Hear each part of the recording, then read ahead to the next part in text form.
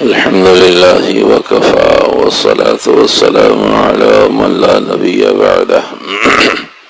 اصلاح نفس اور اصلاح معاشرے سے متعلق 4 چیزوں پر بات ہو رہی ہے۔ چوتھی اور آخری چیز کسی سے بیعت کرنا۔ بیعت کے بارے میں کچھ فوائد پہلے عرض کیے گئے تھے، اور 3 فوائد آج کی نشست سے متعلق۔ یہ بات بھی ذہن میں رہے کہ بیعت کرنا سنت ہے حکم کے اعتبار سے، ضروری، فرض اور واجب نہیں، لیکن فائدے کی چیز ہے۔ جب آدمی کسی کی سرپرستی میں ہوا کرتا ہے، اپنا کسی کو بڑا مانتا اور سمجھتا ہے، تو پھر بہت سارے موقعوں پر غلط فیصلوں سے بچ کر، نقصان سے بچ کر صحیح فیصلے اور فائدوں کے راستوں پر گامزن ہو جاتا ہے۔ تو مضمون چل رہا ہے اصلاح سے متعلق چوتھی اور آخری چیز، بیعت کے فوائد۔ بیعت کے ماقبل میں 3 فوائد عرض کیے گئے تھے۔ نمبر 1 فائدہ کہ آدمی گناہوں سے نفرت پیدا ہو جاتی ہے اور نیکیوں سے محبت پیدا ہو جاتی ہے، یہ بیعت کا ایک فائدہ ہے۔ دوسرے نمبر پر وقت کا صحیح استعمال آدمی کو آ جاتا ہے۔ تیسرے نمبر پر نعمتوں کے شکر کرنے کی توفیق ہو جاتی ہے۔ کسی سے بیعت ہو تو یہ 3 بڑے فائدے، ماقبل میں اس سے پہلے بھی 3 فائدے عرض کیے گئے تھے، یہ 3 فوائد ماقبل میں عرض کیے گئے تھے۔ آج بھی 3 فوائد گوش گزار ہیں۔ بیعت سے متعلق آج کے مضمون کا حصہ کہ آدمی کو نفس کے خلاف چلنا آ جاتا ہے۔ دوسرے نمبر پر دین کے لیے مشقت اور مجاہدہ کرنا آسان ہو جاتا ہے۔ تیسرے نمبر پر اس مشقت اور مجاہدے میں اعتدال سمجھ میں آ جاتا ہے، بے اعتدالی سے بچ جاتا ہے۔ یہ 3 بڑے فائدے ہیں آج کی نشست سے متعلق۔ اگر کوئی کسی سے بیعت ہو تو فوائد میں سے ایک فائدہ یہ کہ آدمی کو نفس کے خلاف چلنا آ جاتا ہے۔ نمبر 1 نفس کے خلاف چلنا آ جاتا ہے۔ نمبر 2 دین کے لیے مشقت اور مجاہدہ کرنے کی صلاحیت پیدا ہو جاتی ہے۔ نمبر 3 اگر آدمی مشقت اور تکلیف اور مجاہدے کو اختیار کرے تو کہیں اس مجاہدے مشقت میں بے اعتدال نہ ہو جائے، اسے اعتدال کی راہ سمجھ میں آ جائے کہ بس اتنا مجاہدہ یہ میرے لیے فائدہ مند، بس اتنی مشقت میرے لیے فائدہ مند ہے، اس سے زیادہ مجھے مجاہدہ مشقت تکلیف اٹھانے کی ضرورت نہیں، اور یہ کسی کی رہنمائی سے آیا کرتا ہے۔ تو بھائی آج کا مضمون 3 چیزوں پر مشتمل۔ سب سے پہلے نمبر پر کہ نفس کے خلاف چلنا آ جاتا ہے، طاقت قوت پیدا ہو جاتی ہے۔ سوال یہ ہے کہ یہ نفس کے خلاف چلنا بھی کوئی کام ہے، یا نفس بھی کوئی چیز ہے، یا یہ کوئی دنیا ہے جسے ہم صرف ہوائی دنیا، ہوائی باتیں، یا یہ واقعتاً اس کے پیچھے کوئی فارمولہ، اس کے پیچھے کوئی اسٹریٹجی، اس کے پیچھے کوئی نظم، اس کے پیچھے کوئی گفتگو، اس کے پیچھے کوئی محنت ہے؟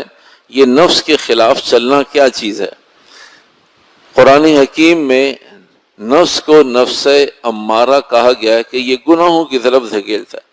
وہ جو نیکیوں کی طرف دھکیلتا ہے، میں اور آپ اس سے، ہمارا آپ کا نفس ایسا نہیں ہے کہ ہمیں نیکیوں کے لیے کھینچ کے لائے۔ وہ اور لوگ ہیں، وہ بھلے لوگ، متقی لوگ۔ جب آدمی کسی کی سرپرستی میں رہتا ہے، ایک وقت ضرور ایسا آتا ہے کہ آدمی کا نفس پھر اچھی چیزوں پر اسے ابھارتا ہے، برائی پر نہیں ابھارتا، گناہوں پر نہیں لگاتا، نیکیوں سے دور نہیں کرتا۔ وہ بہت محنت کے بعد میسر آتی ہے، کیونکہ ہم تو کورے لوگ ہیں اور ہماری آپ کی وہ محنت نہیں ہے۔ ہمارا آپ جس حال میں چل رہے ہیں وہ حال ہے کہ ہمارا نفس نماز سے روکتا تو ہے، لاتا نہیں ہے، جھوٹ سے روکتا تو ہے، سچ پر لاتا نہیں ہے۔ ہمارا نفس جھوٹ پر مبنی چیزوں کو سجھاتا ہے، غیبت کے راستے سجھاتا ہے، بہت ساری گناہ کے راستے سمجھاتا ہے۔ ہمارا نفس گناہوں سے روکتا نہیں ہے، تو ہمارا نفس نفس امارہ ہے، گناہوں کی طرف دھکیلنے والا۔ تو اس نفس کا حال ایسا ہے کہ اس میں ایسی چھپی بیماریاں، چھوٹی چھوٹی چھپی بیماریاں ہیں، جیسے آدمی کو اپنے جسم کے بارے میں نہیں معلوم ہوتا جب تک ڈائگنوز نہ ہو جائے، جب تک ایکس رے نہ ہو جائے، جب تک ٹیسٹ نہ ہو جائے، جب تک کسی ماہر کو ہم اپنا معائنہ نہ کروا دیں کہ آپ کے جسم میں یہ چیزیں بڑھ گئی ہیں، گھٹ گئی ہیں، یہ مسائل ہیں، کچھ بھی ہو سکتا ہے۔ ایسے ہی نفس کی بھی بہت ساری بیماریاں ہوتی ہیں، چھوٹی اور چھپی بیماریاں، جو خود آدمی کو بھی نہیں معلوم ہوتا کہ میرے اندر یہ بیماری کام کر رہی ہے۔ یہ بیماری کی مثال بالکل شوگر کی سی ہے کہ آدمی ہٹا کٹا ہے، صحت مند ہے، کھا پی رہا ہے، موج کر رہا ہے، کوئی پریشانی نہیں، کوئی علامات نہیں، کوئی سمٹمز نہیں، اس کے باوجود ٹیسٹ پر پتہ چلتا ہے کہ یہ آپ کو شوگر ہے یا باٹم لائن پر آ گئی ہے، خیال کیجئے۔ تو ایسے ہی نفس کی بہت ساری بیماریاں ہوتی ہیں، چھپی بیماریاں جنہیں ہم جان ہی نہیں پاتے، اور وہ بیماریاں چلتی رہتی ہیں، ہمارے اندر گروتھ کرتی رہتی ہیں، اور وہ شوگر کی طرح اور کینسر کی طرح جڑیں پکڑتی رہتی ہیں، اور وہ ہوتی بیماری نفس کے اندر۔ تو نفس کی بیماریوں کو بتانے اور جاننے والے جب تک ہم ان کے رابطے میں نہیں ہوں گے تو قیامت تک، موت تک، آخری سانس تک ہمیں نہیں پتہ چلے گا کہ اس جسم میں، اس نفس میں اتنی بیماری ہے۔ دو باتیں عرض کرتا ہوں نفس سے متعلق، امید ہے انشاءاللہ بات سمجھ میں آ جائے، میرے بھی اور ہم سب کو عمل کی توفیق مل جائے۔ اللہ سبحانہ تعالیٰ نے نفس کچھ ایسی چیز پیدا کیا ہے، اور ہر آدمی کے اندر، ہر زندہ آدمی کے اندر یہ نفس کام کر رہا ہے۔ نفس دودھ پیتے بچے کی طرح ہے، اگر اسے آپ 6 مہینے میں، سال میں، 1.5 سال میں دودھ نہیں چھوڑائیں گے تو وہ 5 سال تک بھی دودھ پیتا رہے گا جب تک ماں اسے علیحدہ نہیں کرے گی۔ یہ نفس ایسا ہے کہ چھوٹا تھا، بڑا ہو گیا، جوان ہو گیا، نانا اور دادا بن گیا، اگر نفس کو نہیں روکیں گے تو یہ وہی گناہ جو بچپن کے ہیں آخری وقت تک کرتا رہے۔ جب تک اسے لگامیں نہیں دیں گے، نفس کا تعلق عمر سے نہیں ہے، اگر نفس کو گناہوں سے نہیں روکیں گے تو یہ بچپن کے گناہ نہیں روکیں گے تو بڑھاپے تک چلتے چلے جائیں گے، اسے لگام دینی پڑتی ہے۔ تو نفس بے لگامہ گھوڑا ہے، اگر نہیں لگام دیں گے، نہیں روکیں گے تو یہ خود نہیں رکے گا، ہمیں آپ کو روکنا پڑتا ہے، جیسے چھوٹے بچوں کو روکنا پڑتا ہے، ہر بڑا چھوٹے کو روک رہا ہوتا ہے تو بچہ آہستہ آہستہ ایک وقت آتا ہے کہ رک جاتا ہے، لیکن نہیں روکتے تو ساری زندگی نہیں رکتا، وہ بچہ باپ بن جاتا ہے، نہیں رکتا اس لیے کہ روکا ہی نہیں کسی نے۔ تو نفس کو روکنا پڑتا ہے، یہ دودھ پیتے بچے کی طرح ہے، جب روکیں گے جب رک جائے گا۔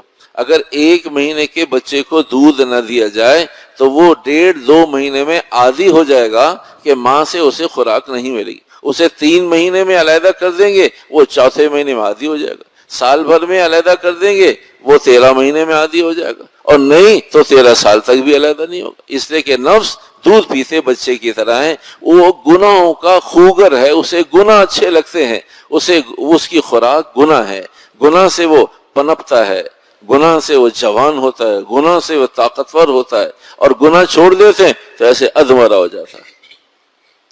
جب اللہ سبحانہ تعالیٰ نے نفس کو پیدا کیا، جب اللہ نے نفس کو پیدا کیا تو پھر اس نفس سے پوچھا من انت و من انا، تو کون ہے اور میں کون ہوں۔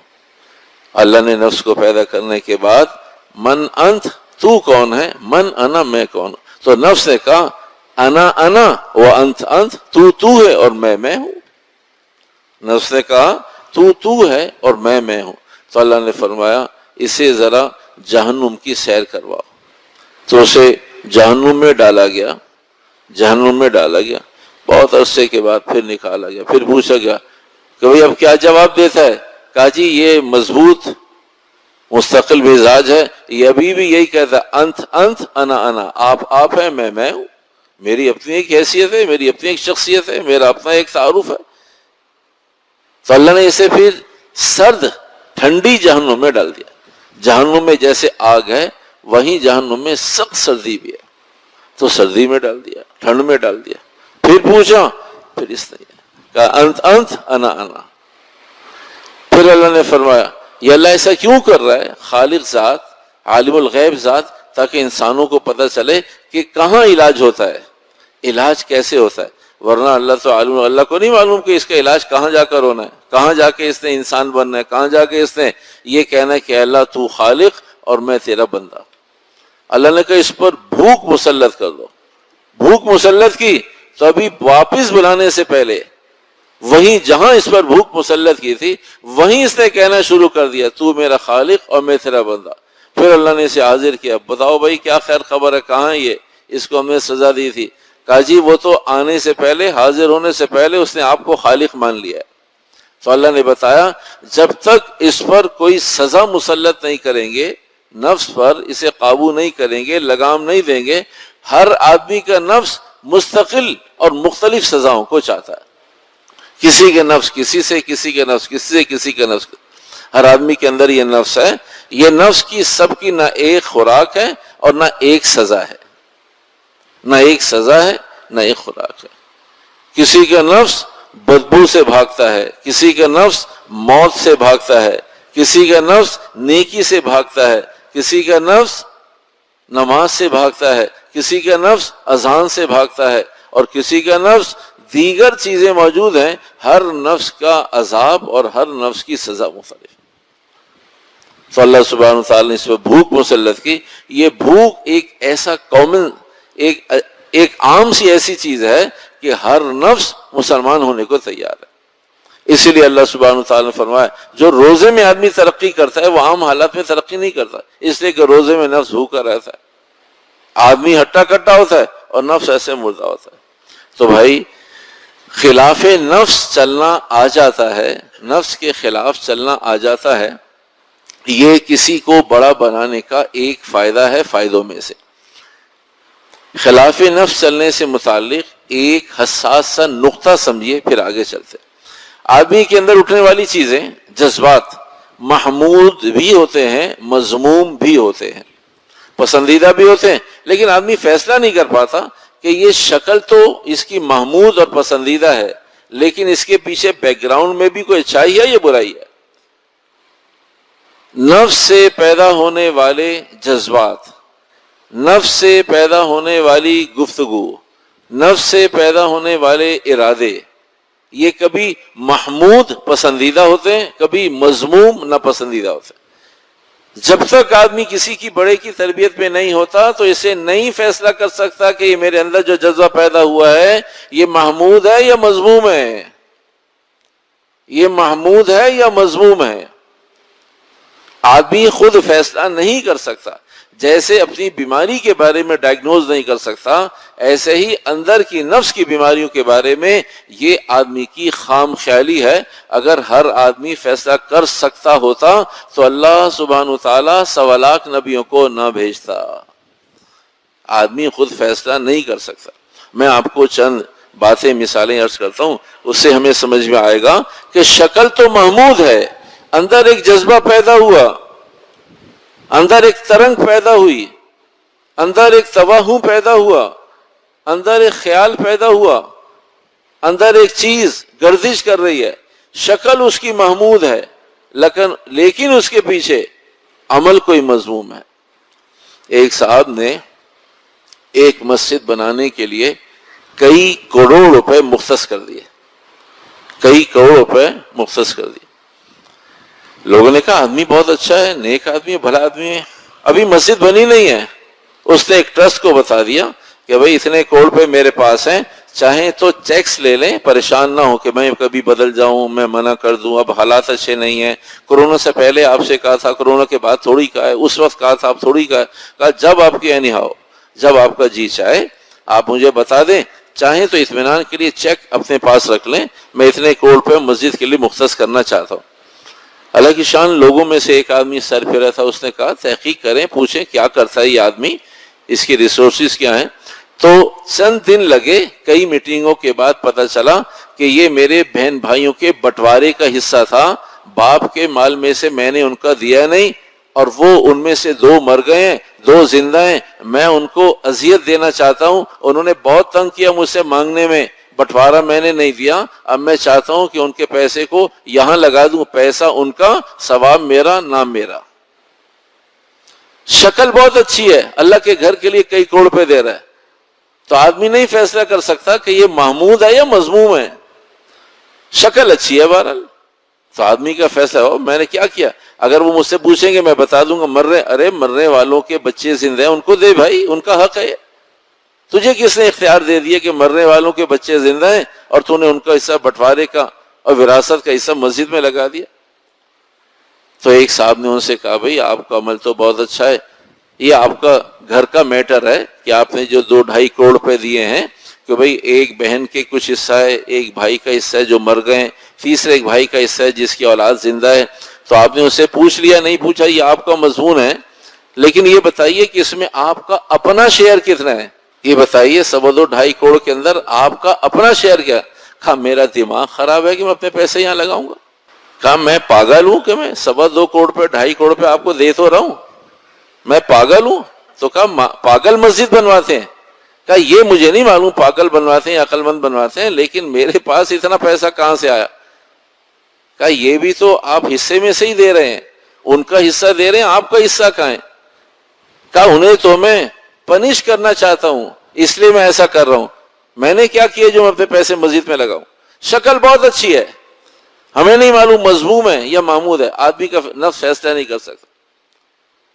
آپ علیہ الصلوۃ والسلام سے ایک صحابی نے پوچھا اللہ کے نبی علیہ الصلوۃ والسلام میں جہاد میں جانا چاہتا ہوں، زمانہ نبی آدمی صحابی اللہ کے نبی جہاد میں جانا چاہتا ہوں، کہا تیری ماں زندہ ہے؟ کہا زندہ ہے۔ کہا تیرا جہاد یہ ہے کہ جب تک وہ زندہ ہے اس کی خدمت کر کے سارے مجاہدین کا ثواب لے لے۔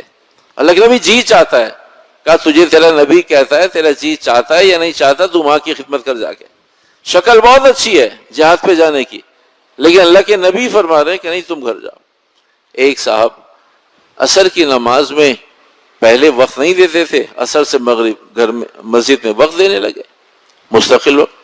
تو شیخ نے ان سے پوچھا کہ بھئی آپ کا معمول تھا کہ آپ کبھی مغرب کے بعد اور عشاء کے بعد آیا کرتے تھے، اب آپ عصر کے بعد آتے ہیں؟ کہ حضرت بس اذکار تسبیحات دعاؤں کا موقع نہیں ملتا تھا، اب الحمدللہ عصر کی نماز پڑھنے آتا ہوں، تو عصر کی نماز کے بعد ذرا ذکر اذکار دعائیں تلاوت سارے کام ہو جاتے ہیں، مغرب کے بعد جا کر کھانا کھا لیتا ہوں اور پھر عشاء کے بعد جلدی سو جاتا ہوں، اس کی برکت سے تہجد کی توفیق بھی مل گئی۔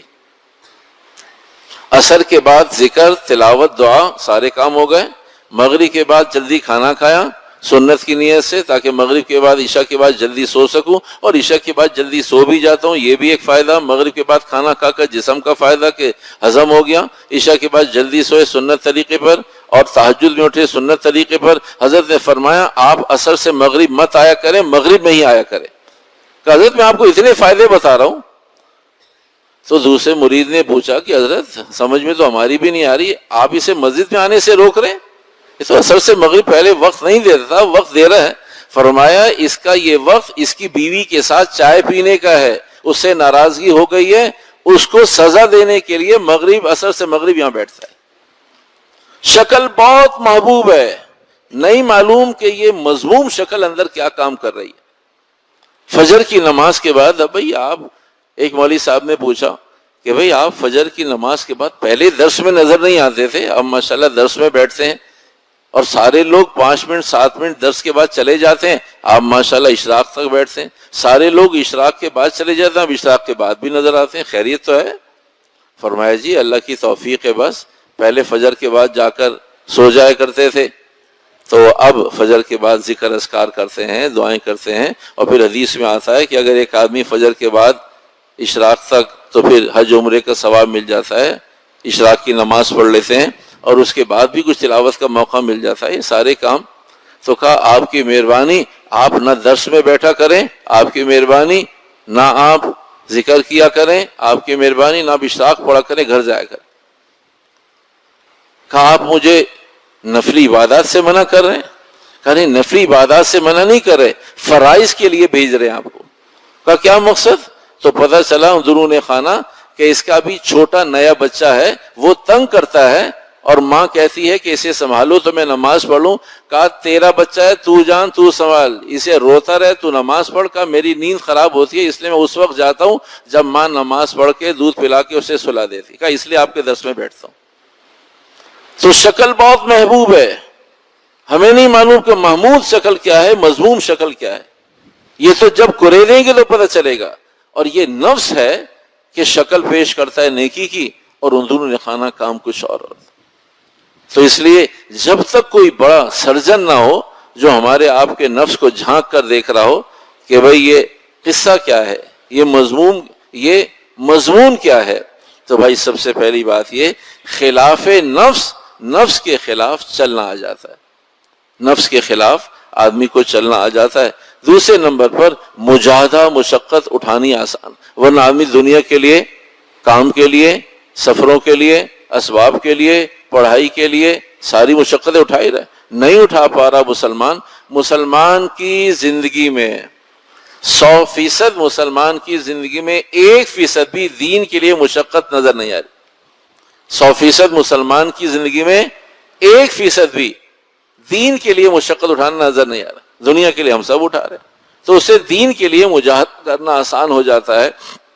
دین کے لیے مجاہدہ کرنے کا مقصد یہ ہے کہ نفس کو تکلیف دینا مقصود نہیں ہے، نفس کو باغی بنانا مقصود نہیں ہے، نفس کو اعتدال پر لانا مقصود ہے، نفس کو صحیح رخ پر لانا مقصود ہے. نفس صحیح رخ پر آ جائے گا. ابھی تو مضمون یہ ہے میرے بھائیوں، ابھی تو ہم اپنے دشمن کو دشمن ماننے کو تیار نہیں ہیں کہ نہیں میرے نفس کو کیا ہو گیا، میرے نفس کو کیا ہو گیا، میں کون سا کوئی ایسا کام کروں. بھائی آپ یہ عصر مغرب عشاء تینوں نمازیں ساتھ پڑھتے ہیں بجائے اس کے کہ آدمی کو شرمندگی ہو، یعنی اسے اپنے نفس کی گڑبڑ نظر ہی نہیں آ رہی. کہا میں نماز چھوڑ تو نہیں رہا نا. ارے بھائی چھوڑنے کے لیے پہلے یہ کرتا ہے آدمی، پہلے 3 نمازیں ایک ساتھ پڑھتا ہے پھر تھک جاتا ہے، پہلے 3 نمازیں ایک ساتھ پڑھتا ہے پھر تھک جاتا ہے. ایک صاحب انہیں کچھ وسوسوں کی بیماری ہو گئی تو وہ وضو میں بہت ٹائم لیتے تھے. تو انہوں نے کیا کروں، بہت پریشان ہوں، 20 منٹ 15 منٹ 18 منٹ 17 منٹ وضو میں لگ جاتے ہیں، ہاتھ دھوئے چلے جا رہے ہیں، مسح کیے پورے اوپر سے نیچے تک گیلے ہو جاتے. ایسا لگتا تھا جیسے ابھی شاور لے کر آئے، ایسے وضو کرتے تھے. تو ہم نے ان سے عرض کیا کہ آپ ایسا نہ کریں، ایسا نہ کریں ورنہ آپ سے وضو نہیں نماز بھی چھوٹ جائے گی، ایسا نہ کریں. کہا کیا کروں؟ میں کہا ایک دفعہ چہرہ دھوئیں فرض ادا کر لیں، کونیوں تک ایک دفعہ ہاتھ دھوئیں فرض ادا کر لیں، اور مسح تو ویسے ہی ایک دفعہ، پیر بھی ایک دفعہ. کہا میں سنت ادا نہیں کر. میں نے کہا آپ سنت چھوڑ دیں، مت سنت ادا کریں، اس وقت آپ کے فرائض چھوٹ جائیں گے. اور ایسا ہی ہوتا کہ وہ اذان کے بعد آ کے وضو کرتا اور نماز میں کبھی تیسری کبھی چوتھی کبھی دعا میں پہنچتا اور وہ سمجھ رہا تھا میں شاید کوئی اچھا کام کر رہا ہوں. سنتیں سنبھال رہا ہے، سنتیں سنبھال رہا ہے اور فرائض ٹھکانے لگا رہا ہے، اور اس کا نفس اسے بتا رہا ہے کہ آپ بہت اچھا کام کر. ہم نے اسے عرض کیا کہ آپ صرف فرائض پر آ جائیے، وضو میں 4 فرائض ہیں ادا کیجئے اور گولی کی طرح وضو کر کے اندر آ جائے. کہا نہیں مولوی صاحب یہ مجھے سمجھ میں نہیں آیا تھا. اللہ کی چاند تھوڑے دن کے بعد کہا مولوی صاحب میں اتنا لمبا وضو کرتا ہوں تھک گیا.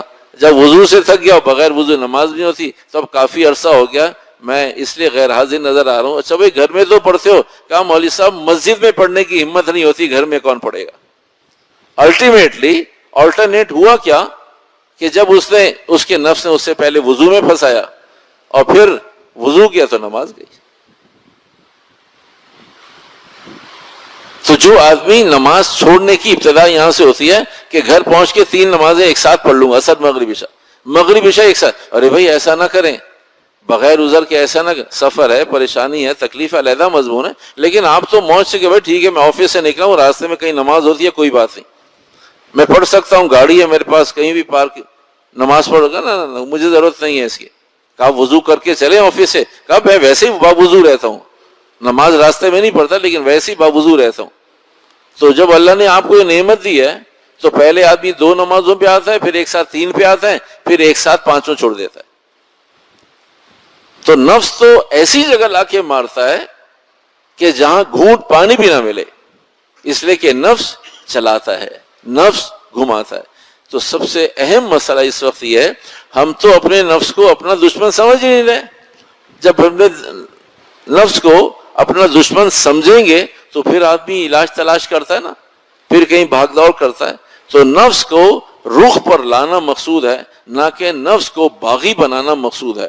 تو جب آدمی کسی کی سرپرستی میں رہتا ہے پھر اللہ کی ذات سے امید ہے، پھر اللہ کی ذات سے امید ہے انشاءاللہ الرحمن بڑے آدمی۔ اچھا آخری بات عرض کرتے ہیں، بھائی جو ہماری طرح کا انسان ہے جو ہماری رہنمائی کرے گا وہ بھی تو اس نفس سے مبتلا ہو سکتا ہے نا۔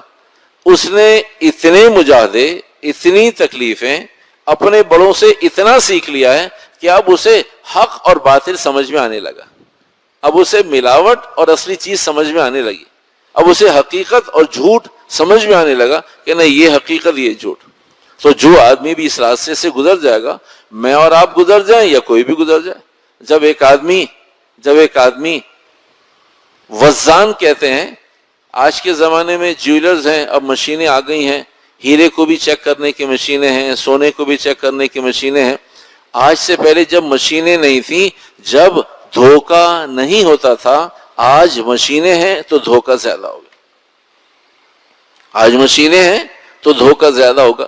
اس زمانے میں طیبہ مسجد کے پاس ہمارے ایک بزرگ نمازی رہتے تھے، اب وہ فیلڈ بیری میں کہیں شفٹ ہو گئے ہیں، ان کا کام بھی بوڑھے ہو گئے وہ، تو وہ کہتے ہیں مولوی صاحب میں مشینوں سے نہیں، اور لوگ مارکیٹ کے لوگ میرے پاس لاتے تھے، کہا اسے اپنے ہاتھ میں لے کر چیک کر کے بتا دیں، کہا میری زندگی میں ایک تجربہ ایسا نہیں ہوا جب سے میں نے کام سیکھا ہے کہ میں نے کسی کو بتایا ہو کہ یہ 2 نمبر ہے اور وہ 1 نمبر ہو۔ وزان کہلاتے تھے وہ لوگ کہ ہاتھوں میں انگلیوں میں لے کر آدمی کو انداز، تو انگلیوں کی حرکتوں سے اندازہ ہو جاتا ہے کہ بھئی یہ اب بھی تو 5000 کا نوٹ چیک کرنے سے پہلے آدمی لینے والا ریسیو کرنے والا کنارے پہ ہاتھ مارتا ہے نا۔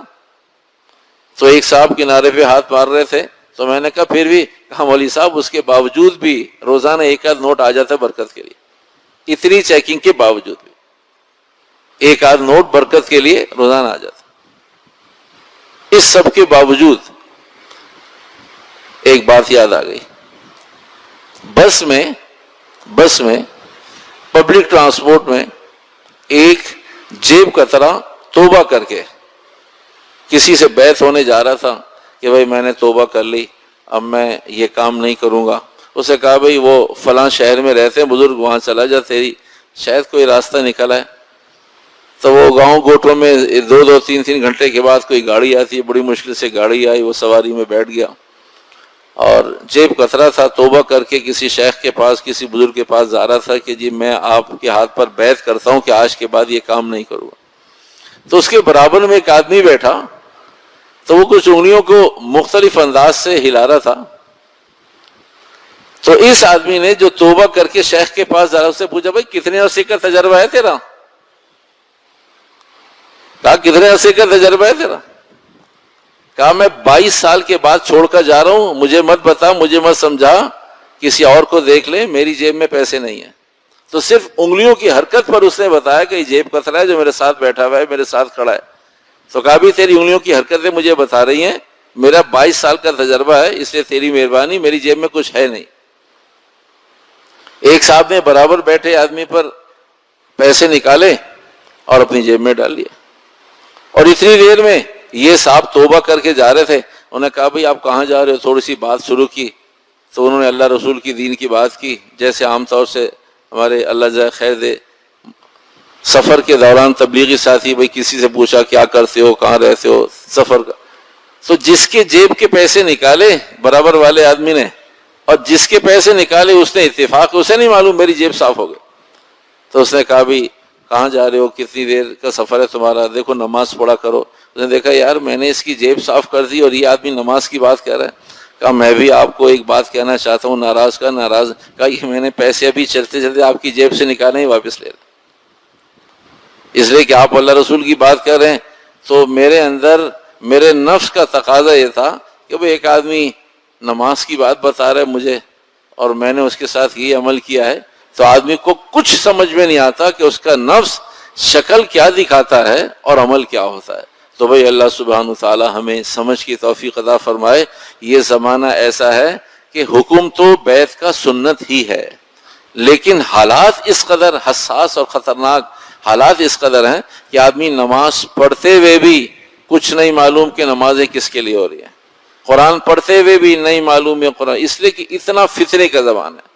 آپ علیہ السلام نے ارشاد فرمایا کہ ایک وقت ایسا آنے والا ہے کہ جیسے تسبیح کا دھاگا ٹوٹتا ہے تو یکے بعد دیگرے جتنے، اگر 33 دانے تو 33 اور 100 دانے تو 100، یہ آنن فانن یک لخت سارے زمین پہ آ جاتے، وہ کہیں رکتے نہیں ہیں کہ جی یہ 4 دانے دھاگے میں رکے سے دھاگا ٹوٹ گیا، کہا جیسے تسبیح کے دانے آنن فانن سارے نیچے آ جاتے ہیں، ایک وقت ایسا آنے والا ہے کہ تمہیں پتہ نہیں چلے گا کون سا فتنہ کس وقت آ گیا، تم گن نہیں سکو گے لیکن سب میں مبتلا ہو جاؤ گے۔